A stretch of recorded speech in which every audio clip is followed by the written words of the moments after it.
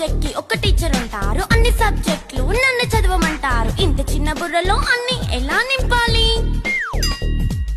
Class work, home work, fair notes అంటారు. Subject కి 3 books పెట్టి బ్యాగ్ నింపుతారు. ఇన్ఫాక్ట్ నా బరువు కన్నా నా బ్యాగ్ బరువే ఎక్కువ.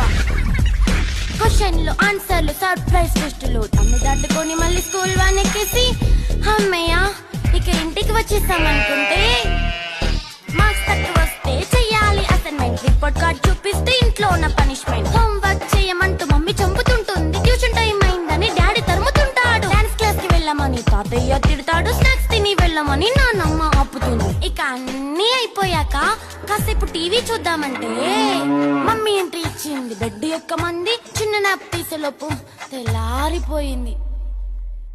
అయ్యో మళ్ళీ మొదలు ఈ స్కూల్ కష్టం.